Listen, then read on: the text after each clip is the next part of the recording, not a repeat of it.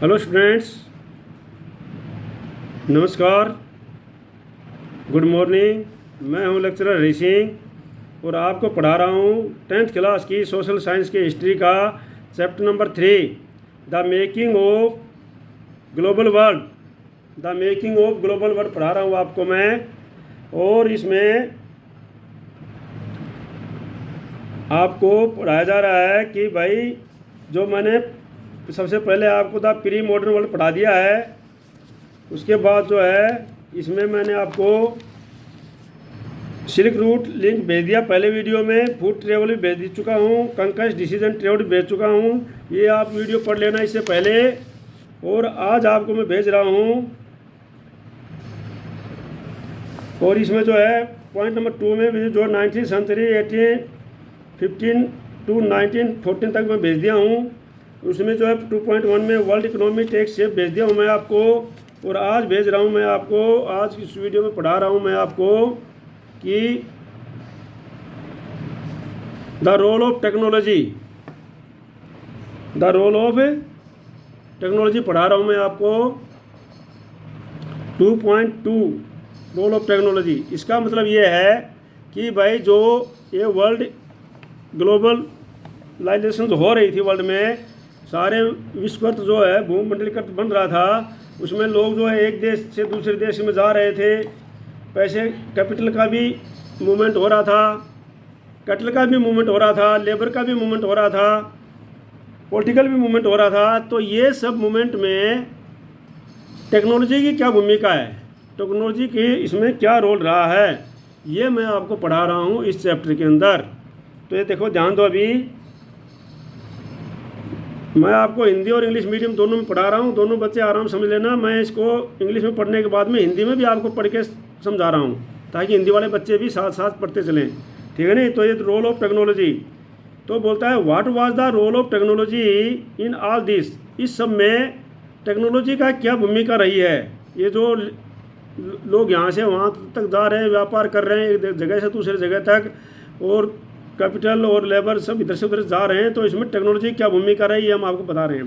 The railway, steam ship, the telegraph, the railway, steam ship, the telegraph for example were important invention without which we can not imagine the transformed 19th century world.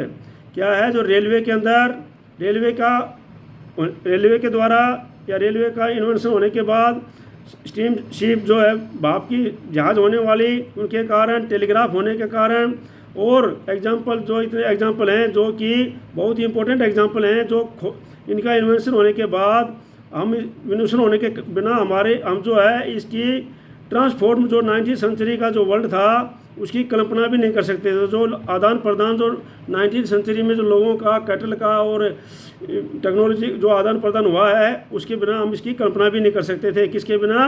Technology के बिना। Technology में rail, steam ship, telegraph, इनके बिना हम इसकी कल्पना भी नहीं कर सकते थे, ठीक है नहीं।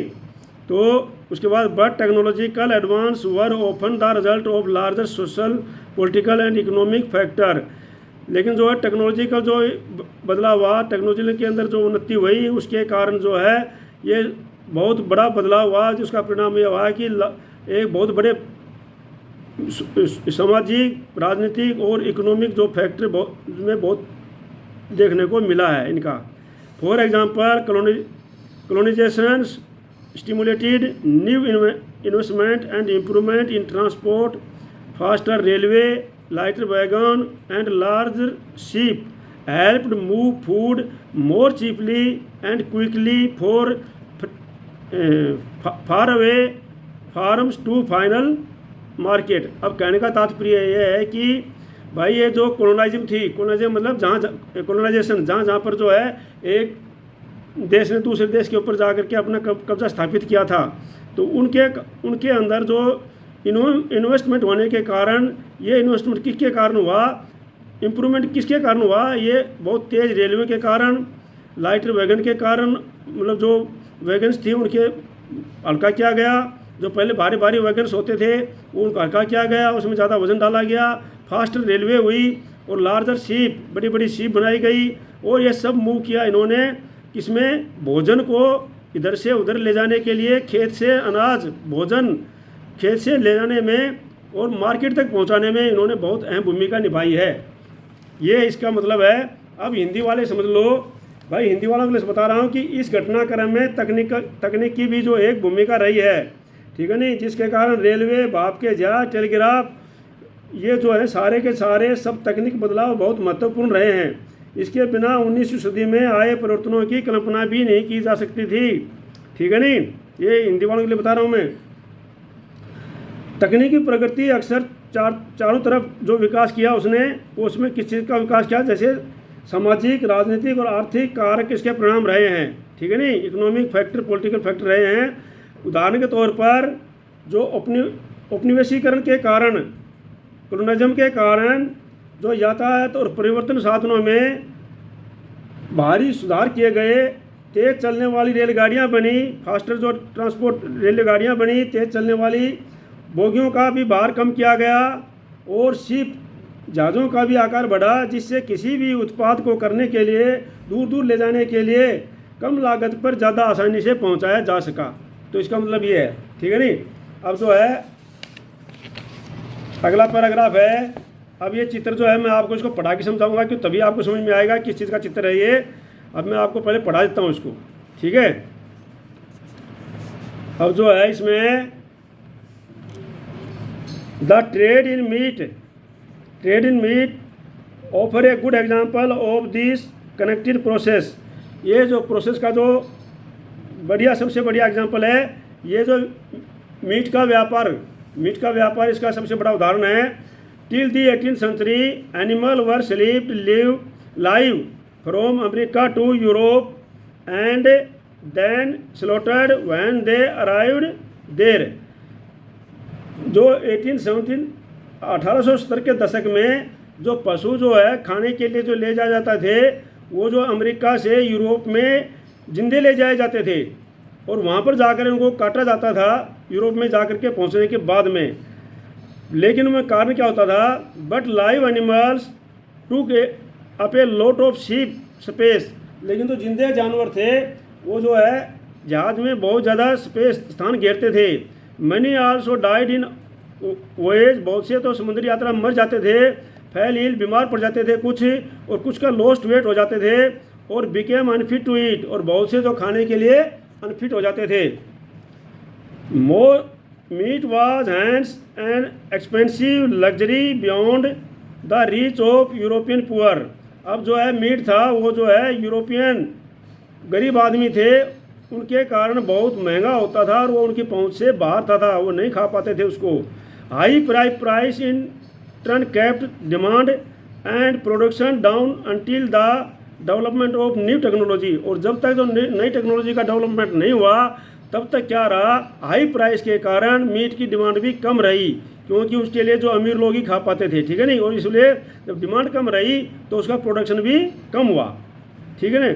नेमली refrigerators sleep which enable the transport of perishable food over long distance. और उसके बाद जो है ये जो नई टेक्नोलॉजी आ गई, नई टेक्नोलॉजी में क्या हुआ कि समुद्रों के अंदर रेफ्रिजरेट जो समुद्र की टेक्नोलॉजी आ गई उसमें रेफ्रिजरेशन होने लग गया, और इसके कारण जो मीट को एक जगह से दूसरी जगह में ले जाना बहुत ही आसान हो गया, ठीक है नहीं। तो इसका मतलब ये है, अब मैं हिंदी वालों के लिए समझा देता हूँ, इसको अच्छी तरह से समझ लेना, ताकि दोनों के लिए साथ साथ चलता रहेगा प्रोग्राम और दोनों बच्चे को किसी प्रकार की कोई दिक्कत नहीं होगी। तो ये जो है ध्यान दो भी, मांस उत्पादों के व्यापार से इस प्रक्रिया का जो है अच्छा अंदाज़ा मिलता है, उदाहरण मिलता है। 1857 के दशक तक अमेरिका से यूरोप को मांस निर्यात नहीं किया जाता था। उस समय केवल जिंदा जानवर ही, लाइव जानवर, वो जिंदा जानवर ही वहाँ पर जाते थे, ठीक है नहीं, भेजे जाते थे, जिन्हें यूरोप से ले जाकर काटा जाता था। वहाँ पर जो है स्लॉटेड इन यूरोप से ले जाकर वहाँ पर पहुँचने पर काटा जाता था।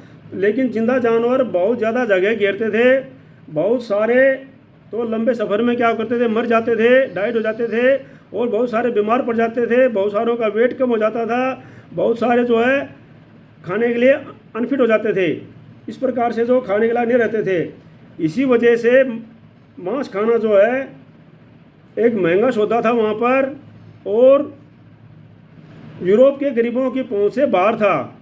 और क्या होता था, दूसरी तरफ हाई प्राइसेस के कारण डिमांड कम होती थी। डिमांड कम होने के कारण प्रोडक्शन भी कम होता था।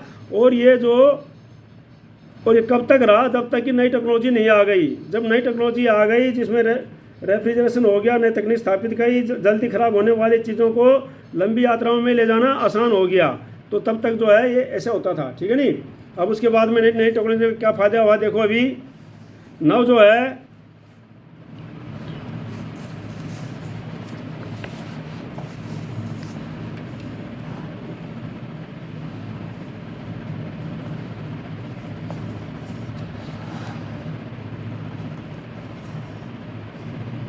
नव animal were slaughtered for food at the starting point.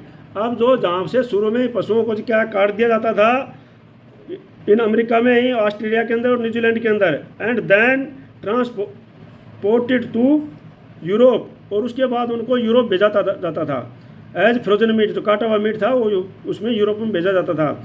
This reduce shipping cost and lowered meat price in Europe. और इस कारण जो है शिप के कारण जो है मीट की जो है प्राइस भी, सो उनका कॉस्ट भी, जो शिपिंग का कॉस्ट था, जहाज़ों का कॉस्ट था, वो भी कम हो गया, क्योंकि जगह कम घेरने लगे। मीट कटा हुआ मीट थोड़ी जगह घेरेगा, और जो पशु थे वो ज़्यादा जगह घेरते थे, तो उसकी शिप की कॉस्ट भी कम हो गई।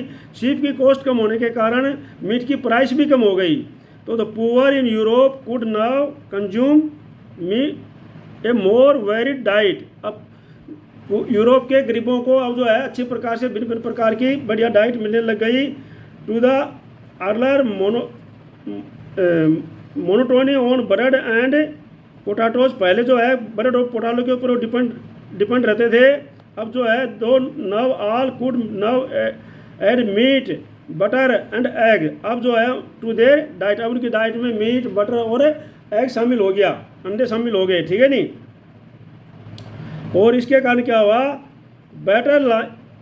Better living condition, promoted social peace with in the country and support for imperialism abroad. अब क्या हुआ, इसके कारण जो है देश के अंदर जो क्या हुआ कि जब अच्छा भोजन मिलने के कारण लोगों में शांति आ गई। शांति होने के कारण जो है अब वो सभी लोग सपोर्ट करने लगे, किस लिए, इम्पीरियलिज्म के कारण, कि विदेशों के ऊपर जा करके आक्रमण करते हैं और वहाँ पर अपने साम्राज्य को फैलाते हैं।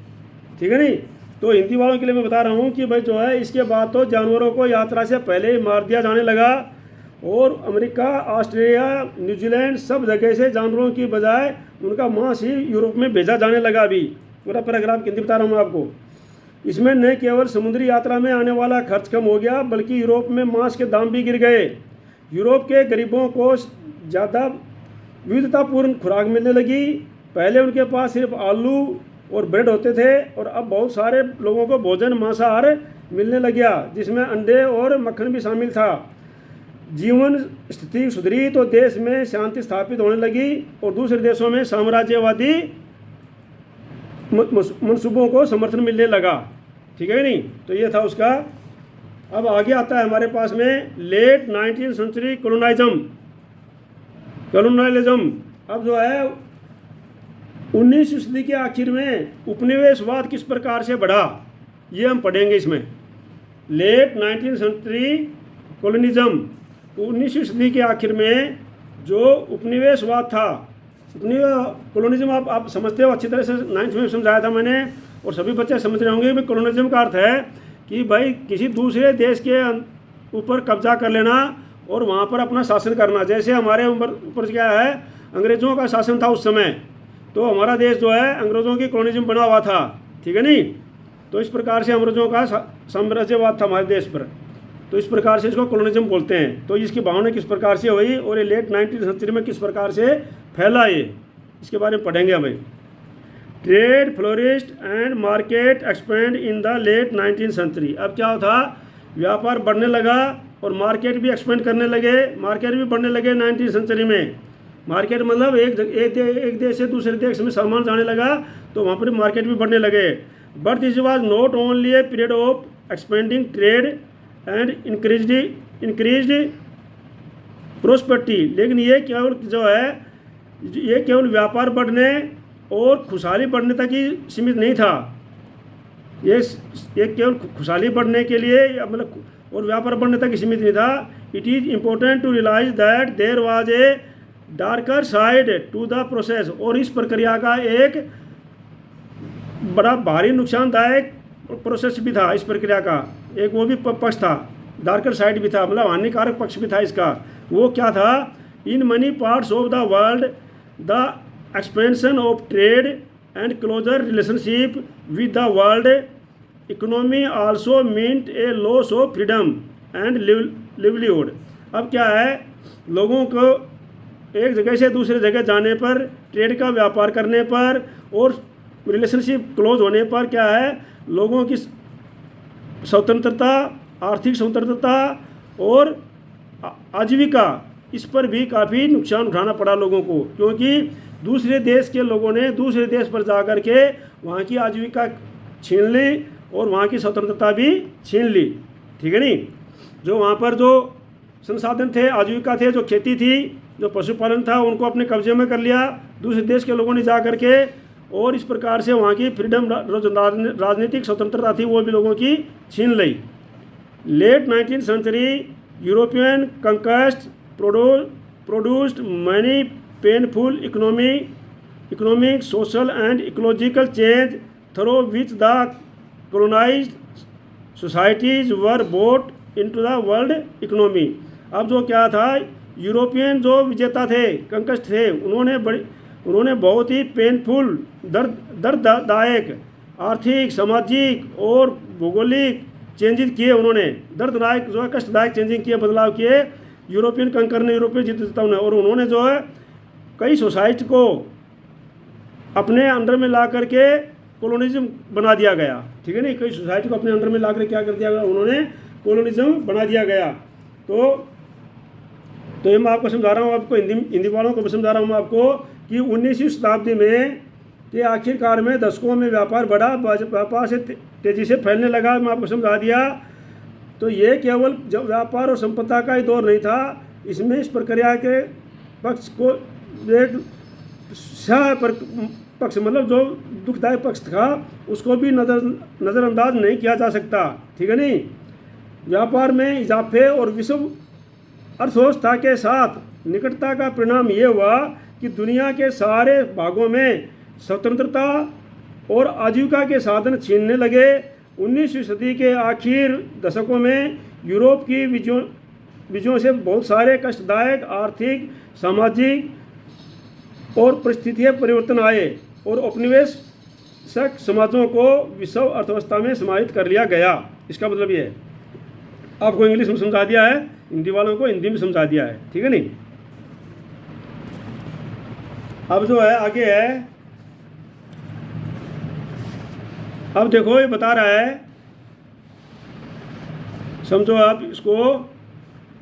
Look at the map of Africa. ये मैप ऑफ अफ्रीका है उस समय। तो इसके अंदर देखोगे आप फिगर 10, ये फिगर 10 है मैप ऑफ अफ्रीका का।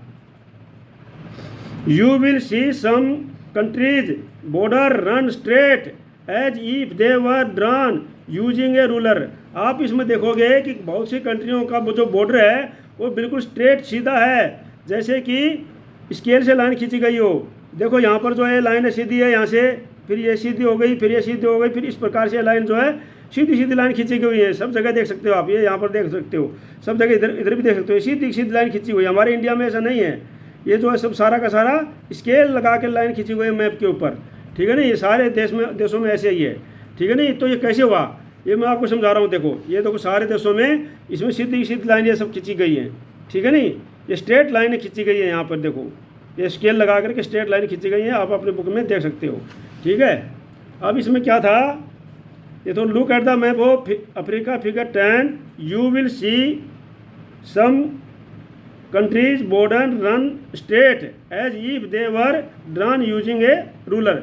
वो इस प्रकार से जैसे कि वो रूलर से लेकर के स्केल से खींची गई हूँ। Well in fact this was almost how revival imperial powers in Africa ड्रीव up the borders democratic their respective territories अब क्या है, वास्तव में इसी प्रकार से घटना घटी थी, इसी प्रकार से हुआ था क्या, well in fact this was the almost reveal European, जो यूरोपियन थे, पावर थी, उन्होंने जब अफ्रीका के अंदर जो है बैठ करके अफ्रीका में जो है बॉर्डर के ऊपर लाइनें खींची डेमोक्रेटिक स्केल से, और उन्होंने उसको टेरिटोरीज को बांट लिया कि भाई यहाँ से यहाँ तक मैप के ऊपर उन्होंने लाइन खींच दी, ग्राउंड में नहीं देखा किसका कब्जा क्या है, मैप में बांट लिया उन्होंने, लाइन खींच करके यहाँ से यहाँ तक सीधा ये आपका इलाका होगा, यहाँ से यहाँ तक इसका होगा, यहाँ से तक, तो उन्होंने आपस में बांट लिया उसको, ठीक है ना। तो इस प्रकार से था ये। In 1885 the big European power met in Berlin में मिली थी सारी European power to complete the carving up of the Africa between them, और उस समय उनको अफ्रीका को बांटने के लिए वहाँ पर बर्लिन में उन्होंने बैठ करके मैप के ऊपर ये नक्शा खींचा था। Britain and France made vast addition, Britain and France made vast addition to their overseas territories in the late 19th century. तो क्या है, ब्रिटेन और फ्रांस जो है उनको जो है काफ़ी टेरिटोरीज फैली हुई थी वहाँ पर, ब्रिटेन और फ्रांस की, जो 19th सेंचुरी में Belgium and Germany became new colonies power, Belgium और जर्मनी जो है उस समय नई नई कॉलोनी पावर बनी थी। The US also became a colony power in the late 1890 by taking over some colonies earlier held by Spain. उसमें यूएस भी जो है कॉलोनी पावर बन गया था। कॉलोनी पावर होती है जो कि दूसरे देश के ऊपर कब्जा कर लें, उनको कॉलोनी पावर बोलते हैं। तो यूएस ने भी जो लेट 19th सेंचुरी में 1890 में लगभग जो है ये क्या है, कॉलोनी पावर बन गया था स्पेन के ऊपर कब्जा करके। तो let us look at one example of the destructive impact of colonialism on the economic and livelihood of colonised people. अब हम देखते हैं कि इस प्रकार का जो कॉलोनाइज का क्या है, जो कॉलोनाइज्ड पीपल थे जिनके ऊपर इन्होंने शासन किया हुआ था, उसका इसके ऊपर क्या गहरा प्रभाव पड़ा है, ये हम देखते हैं। अब हिंदी वालों के लिए मैं समझा देता हूँ आपको पढ़ करके अच्छी तरह से, और समझा देता हूँ हिंदी वालों को भी, ठीक है नहीं। तो क्या है, अब मैं ऊपर से लेता हूँ, ज़रा आप अमेरिका के मानचित्र को देखो, आप पाएंगे कि वहाँ के कुछ देशों की सीमाएं तो बिल्कुल सीधी लकीर जैसी हैं। क्या है, बिल्कुल स्ट्रेट लाइन है, और मानो स्केल से खींचा गया हो। दुर्भाग्यवश वह भी यही था अफ्रीका पर कब्जे की कोशिश में लगी प्रतिद्वंदी यूरोपीय ताकतें, यूरोपियन पावर जो थी, बताया था मैंने अब, यूरोपियन ताकतें अपना इलाके को बांटने के लिए प्राय इसी तरह का सहारा लिया था उन्होंने।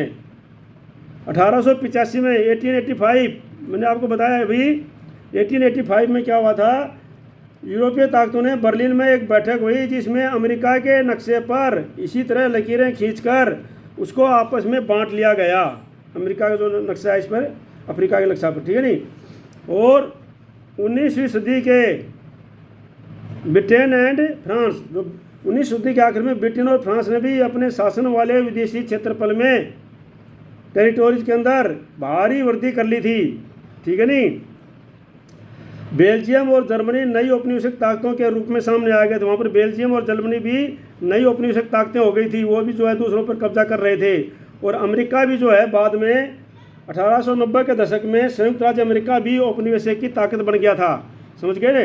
तो अब जो है आइए देखते हैं कि उपनिवेश से औपनिवेशिक समाजों की अर्थव्यवस्था में रोजी रोटी के साधनों में क्या असर पड़ा।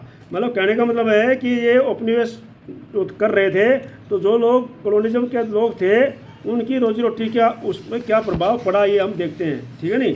तो इसको आराम से आप लोग समझ लेना, हिंदी इंग्लिश में दोनों। हाँ, तो मैं आपको समझा दे रहा हूँ कि ये जो चित्र थे, देखो ये जो चित्र था ये आपको उस समय के पशुओं का चित्र है, जब जो जहाज़ों के अंदर बांध करके पशुओं को ले जाते थे, ठीक है नहीं। और बाद में जो है उनको बाद में जो है मीट लोड किया जा रहा है, बाद में काटा हुआ मीट। पहले जो है पशुओं को जहाज़ में लोड किया जाता था, और जब जो नई टेक्नोलॉजी आ गई तो मीट को भी काट करके वहाँ पर ले जाने लगा। और ये मैप मैंने आपको बता दिया है कि मैप जो है ये उस समय किस प्रकार से अब बांटा गया था अफ्रीका को, मैप का मैंने आपको समझा दिया है, ठीक है नहीं। और ये जो आगे जो है इस प्रकार से ये औपनिवेशिक ताकतें दिखाई दे रहे हैं हथियार लेकर के, तो वो दिखा रहे हैं आपको, ठीक है। ये जो औपनिवेशिक ताकतें किस प्रकार से अपना हथियार लेकर के दूसरों पर कब्जा कर रहे हैं वो दिखाया जा रहा है, ठीक है। अब जो आगे पढ़ते हैं हम, अब इसमें पढ़ते हैं कि भाई हम रिंडरपेस्ट और द कैटल प्लूग। अब क्या है, एक रिंडरपेस्ट बीमारी थी जो पशुओं के अंदर फैली थी, ठीक है नहीं। रिंडरपेस्ट या मेवेसी प्लेग जिसको हम बोलेंगे, रिंडरपेस्ट थी एक बीमारी, उसका नाम था रिंडरपेस्ट, और वो बीमारी थी पशुओं के अंदर फैल गई। तो उसका किस प्रकार से प्रभाव पड़ा और इससे किनको फायदा हुआ और किसको नुकसान हुआ, ठीक है नहीं। तो देखो अभी इन Africa in the 1819 A fast spreading disease of cattle plague on rinderpest had a terrifying impact on people's livelihood and the local economy. अब क्या है, अफ्रीका के लोगों की 1890 के दशक में एक बहुत तेज़ी से फैलने वाली कैटल प्लेग थी, बीमारी थी कैटल प्लेग, जिसका नाम रिंडरपेस्ट था, या उसको रिंडरपेस्ट भी कह सकते हैं। ये बहुत तेज़ी से फैली वहाँ पर, और इसने वहाँ की आजीविका के ऊपर बहुत गहरा प्रभाव डाल दिया, और वहाँ की इकोनॉमी के ऊपर, कहाँ की, अफ्रीका की इकोनॉमी और वहाँ की आजीविका के ऊपर बहुत गहरा प्रभाव डाल दिया, ठीक है नहीं। अब क्या है, this is a good example of the wide spread European imperial impact on colonised society. और ये जो कॉलोनाइज्ड सोसाइटी जिनके ऊपर जो है साम्राज्य, मतलब जिनके ऊपर जाकर शासन किया गया था, कॉलोनाइज्ड सोसाइटी उनको बोलते हैं जिनके ऊपर शासन किया गया था, ठीक है नहीं। तो ये जो यूरोपियन पावर थी, इनका जो है बहुत बड़ा एग्जाम्पल है उन कॉलोनाइज्ड सोसाइटी के प्रभाव का। जैसे कि यूरोपीय पावर जो अफ्रीका के अंदर जाकर वहाँ पर कब्जा किया, तो वहाँ पर अफ्रीका के लोगों का बहुत बड़ा एग्जाम्पल है, आप लोग अच्छी तरह समझ लो इसको, ठीक है नहीं। अब क्या है, it shows how in this era of conquest even a disease affecting cattle reshaped the lives and fortunes of thousands of people and their relations with the rest of the world। अब हम इसमें समझेंगे किस प्रकार से भाई जो है लोगों को विजय प्राप्त करना और उस बीमारी का प्रभाव पड़ा वहाँ के लोगों के ऊपर, हजारों लोगों की आजीविका के ऊपर, और इस वर्ल्ड से के ऊपर किस प्रकार का जो है उस बीमारी का प्रभाव पड़ा। तो अब इसके अच्छी तरह समझते हैं हम। चलो इसको हिंदी में भी समझा देता हूँ मैं हिंदी वालों के लिए। तो भाई हिंदी वालों के लिए है ये कि अफ्रीका में 1890 के दशक में रिंडरपेस्ट नामक बीमारी बहुत तेज़ी से फैल गई। मवेशियों में प्लेग की तरह फैलने वाली इस बीमारी से लोगों की आजीविका और स्थानीय अर्थव्यवस्था पर गहरा असर पड़ा। ये इस बात का अच्छा उदाहरण है कि औपनिवेशिक समाजों पर यूरोपीय साम्राज्यवादी ताकतों के प्रभाव से बड़े पैमाने पर क्या असर पड़े। इस उदाहरण से पता चलता है कि हमलों और विजयों के इस युग में दुर्घटनावश फैल गई मवेशियों की बीमारी ने भी हजारों लोगों का जीवन का भाग्य का बदल के रख दिया और दुनिया के साथ उनके संबंधों को भी नई शक्ल में ढाल दिया गया, ठीक है नहीं। तो ये जो था हिंदी वालों के लिए। अब जो है आगे मैं आपको एक्सप्लेन कर रहा हूँ इसकी। Historically Africa and abundant land and relatively small population for, हाँ क्या है, historically Africa and abundant land and relatively small population. ऐतिहासिक रूप से क्या है, अफ्रीका की जो स्मॉल पॉपुलेशन थी वो क्या है, उनकी बहुत बड़ी ज़मीन के ऊपर निर्भर करती थी। वहाँ ज़मीन काफ़ी थी और लोग कम थे, तो सारे के सारे उसी के ऊपर निर्भर होते थे। For centuries land and livestock sustained, बहुत शताब्दियों तक जो है African livelihood and people rarely worked for the ways. बहुत सी शताब्दियों तक जो अफ्रीका के लोग थे वो ज़मीन के ऊपर ही निर्भर थे और उनसे उनका सारा का सारा आजीविका चलती थी। वो पैसों के लिए कहीं भी काम नहीं करते थे, तनख्वाह के लिए वो कहीं भी काम नहीं करते थे, क्योंकि उनका ज़मीन से ही सारा गुजारा हो जाता था। ज़मीन पर अनाज पैदा हो गया, वो खा लिया, ज़मीन से जो है उसको कपड़े वगैरह मिल जाते थे, कॉटन वगैरह, और वहीं से दूध, पशुओं का, मवेशियों का दूध वगैरह मिल जाता था खाने पीने का। उसी से अपना आपसी लेन देन करके वो अपना काम चला लेते थे, उनको पैसों की ज़रूरतें नहीं पड़ती थी। In late 19th century Africa there were few consumer goods that wages could buy. अब जो है इन लेट 19th सेंचुरी जो अफ्रीका था, there were a few consumers goods that wages could buy. Africa के अंदर जो कुछ ही वस्तुएं ऐसी थी जो खरीदी या बेची जाती थी, बाकी जो आपस में अपना एग्रीकल्चर के ऊपर ही सारा का सारा काम चल जाता था, ठीक है नहीं। If you had been an African possessing land and livestock and there was plenty of both, you too would have seen little reason to work for wage। यदि अगर आप भी जो है उस समय अमेरिका में रह रहे होते तो शायद आप के लिए भी इन दोनों चीज़ों के ऊपर ही रहना होता और ये आप जो है अच्छी तरह से उसमें वर्क फॉर वेज नहीं करते, ठीक है नहीं। तो इस पर उदाहरण है, तो मैं इसको हिंदी वालों के लिए समझा देता हूँ कि भाई प्राचीन काल से ही अफ्रीका में ज़मीन की भी कोई कमी नहीं रही, मैं बता दिया आपको, ठीक है।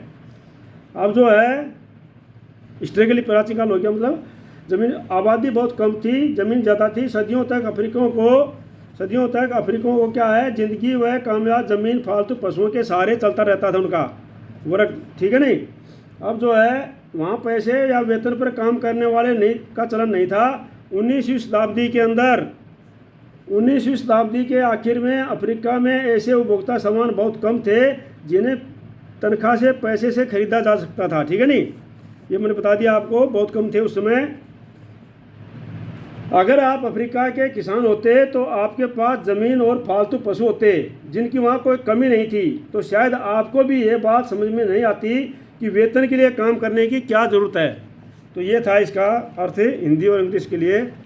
अब जो है मैं आपको अगला पैराग्राफ बता रहा हूँ।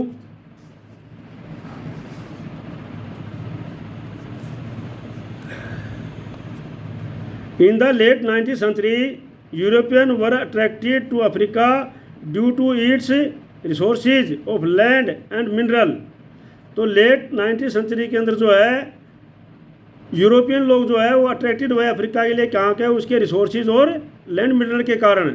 European come to Africa hoping to establish plantation and mines, produce crops and mineral for export to Europe। अब जो है यूरोपियन जो वहाँ पर गए थे अफ्रीका के अंदर, ये आशा करके कि वहाँ पर हम प्लांटेशन करेंगे, खेती करेंगे, पौधे लगाएंगे और वहाँ पर माइंस जो है वो निकालें, माइंस के अंदर जो मिनरल्स हैं वो निकालेंगे और वहाँ पर फसल पैदा करेंगे। इस प्रकार के आशा करके वहाँ पर गए थे। But there was an expert problem, a sort of labour willing to work for wages. लेकिन उनके सामने समस्या क्या आई कि भाई वहाँ पर काम करने वाले कोई आदमी नहीं मिले, क्योंकि आपको बता दिया ना कि अफ्रीका की जो जनता थी वो अपनी खेती के ऊपर निर्भर थी, अपने पशुओं के ऊपर निर्भर थी, बाकी उनको पैसे की ज़रूरत नहीं थी और वो काम भी नहीं करते थे। तो मैं आपको अच्छी तरह समझा रहा हूँ हिंदी और इंग्लिश वालों के लिए। इस चैनल को अगर आपने सब्सक्राइब नहीं किया है तो इसको आज ही सब्सक्राइब कर लें, ताकि जो है आगे चल करके आपके पास में पूरे के पूरे चैप्टर, पूरे के पूरे लेसन आपको टॉपिक मिल जाएं। क्योंकि हो सकता है कि मैं आपके किसी दिन अब मैं आपके पास नहीं भेजना पाऊँ, अभी तो मैं भेज रहा हूँ, लेकिन नहीं भेज सकूँगा तो आपको जो है अपने आप इसका नोटिस मिल जाएगा और आप जो इसको सर्च करके लिख सकते हैं। तो इसको आज ही बच्चे सब्सक्राइब कर लें और आज इसको लाइक करें और शेयर करें। तो मैं आपको हिंदी वालों के लिए बता रहा हूँ, इसका अर्थ है कि भाई 19वीं सदी के आखिर यूरोपीय ताकतें जो थी अफ्रीका के विशाल भू क्षेत्र और खनिज भंडारों को देखकर इस महाद्वीप की ओर आकर्षित हुई थी। यूरोपीय लोग अफ्रीका में बागानी खेती करने और खदानों में के अंदर से जो निकालने के लिए दोहन करना चाहते थे, ताकि उन्हें वापस यूरोप भेजा जा सके। मतलब कहने का मतलब है कि यूरोपीय लोग वहाँ चाहते थे भाई खेती करना, वहाँ पर प्लांटेशन करना और वहाँ से जो खदान है उनसे सामान निकालना, यूरोप भेजना। लेकिन वहाँ एक समस्या पेश आ गई जिसकी उन्हें उम्मीद नहीं थी। वहाँ के लोग तनख्वाह पर काम नहीं करना चाहते थे। तो ये मैं आपको हिंदी वालों के लिए बता दिया, ठीक है ना। अब आगे है employers used many method to recruit and retain labours.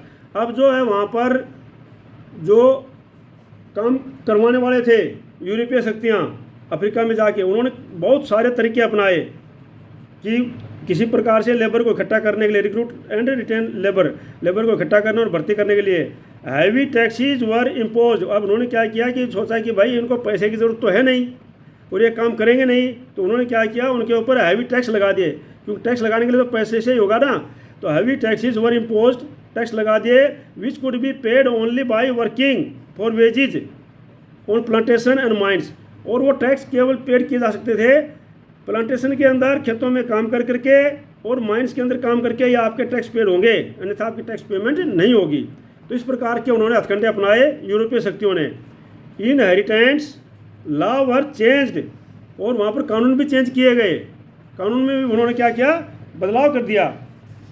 Law were changed, peasants were displaced from land, क्या है, उन्होंने कानून बदली कर दिया और किसानों को अपनी भूमि से निरस्त कर दिया।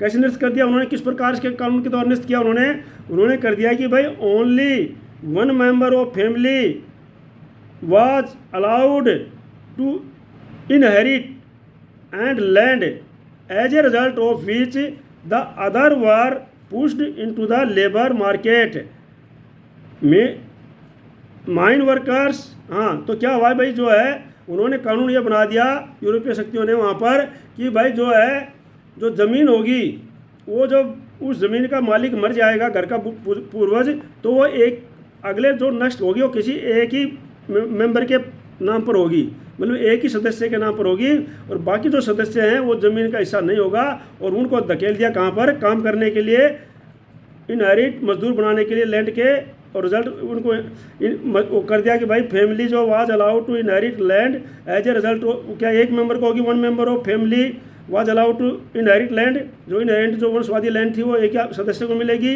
As a result of which the other were push them into the labour market, और बाकी को जो है मार्केट में काम करने, लेबर के रूप में काम करना पड़ेगा। Mine workers were also confined in compound and not allowed to move about freely, और जो माइंस वर्कर थे, खादान के जो वर्कर थे, उनको जो है बिल्कुल बंद कर दिया गया एक जगह ला करके, और उनको फ्री घूमने के लिए, जाने के लिए स्वतंत्रता उनकी ख़त्म कर दी गई कि भाई आप लोग है जाओगे नहीं, अभी जैसे बंधुआ मजदूर होते हैं ना, उस प्रकार से उनको वहाँ पर कर दिया गया। ठीक है नहीं, तो अब जो है मैं आपको समझा रहा हूँ उसको।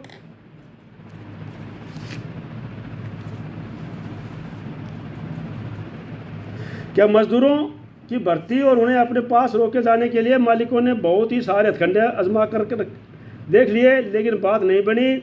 उन पर भारी टैक्स लगाए गए, मैंने बताया था आपको, अभी पढ़ाया था, लाद दिए गए, जिनका भुगतान केवल तभी किया जा सकता था जब जो है वो खादानों के अंदर और बागानों के अंदर काम करेंगे। काश्तकारों को भी उनकी ज़मीन से हटाने के लिए उत्तराधिकार कानून भी बदल दिए गए। नए कानून के में यह व्यवस्था कर दी गई कि अब परिवार के केवल एक ही सदस्य को पैतृक संपत्ति मिलेगी। ये मैंने आपको इंग्लिश में पढ़ा दिया है, हिंदी वालों के लिए बता रहा हूँ मैं, ठीक है नहीं।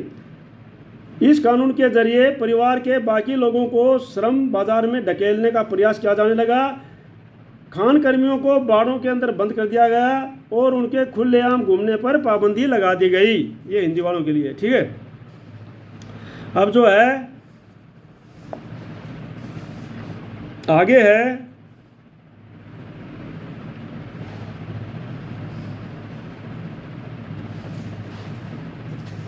देन केम रिडन प्रेस्ट ए डिसएडवांटेज कैटल डिसीज। अब उसी समय क्या हो गया, एक जो है रिडन प्रेस्ट जो कैटल डिसीज थी वो फैल गई यूरोप, पूरे अफ्रीका के अंदर।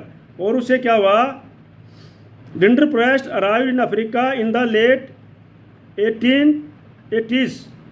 जो 1880s के जो आखिर के दशक में जो है रिडन बीमारी फैली थी वहाँ पर। It was arrived by the in fact cattle imported from British Asia to feed the Italian soldier invading Eritrea in fast East Africa। अब क्या है, ये जो इटालियन सैनिकों के लिए जो वहाँ पर भोजन के लिए जो कैटल लाए गए थे, वो क्या थे, इन्फेक्टेड थे। इन्फेक्टेड मतलब उनके अंदर पहले ही बीमारी फैली हुई थी। तो ये जो है ब्रिटिश से लाए गए थे, ये ब्रिटिश एशिया से, और किसके लिए लाए गए थे? Feed the Italian soldier, Italian soldier को भोजन कराने के लिए, उनको खाना खिलाने के लिए, मीट खिलाने के लिए पशुओं को लाया गया था वहाँ पर, क्योंकि पशु पहले जिंदे लाते थे ना, तो वो लाया गया था। तो उनके कारण से जो है ये जो बीमारी वहाँ पर ईस्ट अफ्रीका में फैल गई।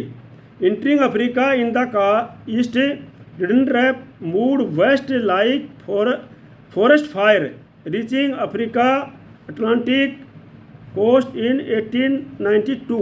और ये जो है ईस्ट अफ्रीका से फैल करके ये वेस्ट अफ्रीका में गई और पूरे के पूरे अफ्रीकन अटलांटिक कोस्ट को 1892 तक उसने क्या कर लिया? अफ्रीका का जो पूरा का महाद्वीप था उसको घेर लिया इस बीमारी ने, पशुओं की बीमारी ने। सब पशुओं में जो है बीमारी फैल गई वहाँ पर। It reach the Cape Africa southernmost tip 5 years letter.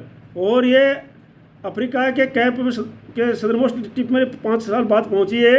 Along the way rinderpest killed 90% of the cattle. और इस बीमारी से 90% जो पशु थे वो क्या हो गया? मर गए। समझ गए ना आपको भाई? कहने का मतलब ये है कि भाई रिंडरपेस्ट बीमारी फैली, ये किस लिए आई थी? अफ्रीका में फैली, 1880 से 10 में फैली। ये आई थी किसके अनुसार से? जो वहाँ पर इन्फेक्टेड जो है पशु लाए गए थे। किसके लिए लाए गए थे? ये ब्रिटेन से लाए गए थे। और किसके लिए लाए गए थे? इटालियन सोल्जर के खाने के लिए लाए गए थे। और वहाँ पर बीमारी फैली, उससे क्या है ये पूरे अफ्रीका में फैल गई, पश्चिमी पूर्वी अफ्रीका के अंदर। और लास्ट तक 1892 तक ये बीमारी पूरे अफ्रीका साउदर्न टिप में फैल गई। और इसके कारण जो है 90% जो है पशु जो है मर गए। ठीक है नहीं? अब मैं जो है हिंदी वालों के लिए भी समझा देता हूँ आपको कि किस प्रकार से जो है वहाँ पर पशु मरे। तो बोलता है कि भाई जो है अफ्रीका में रिडंडेंट नाम की बीमारी सबसे पहले 1880 के दशक के आखिरी सालों में दिखाई दी। उस समय पूरी अफ्रीका में एरिस्ट्रिया पर हमला कर रहे इतालवी सैनिकों का पेट भरने के लिए एशियाई देशों से जानवर लाए जाते थे।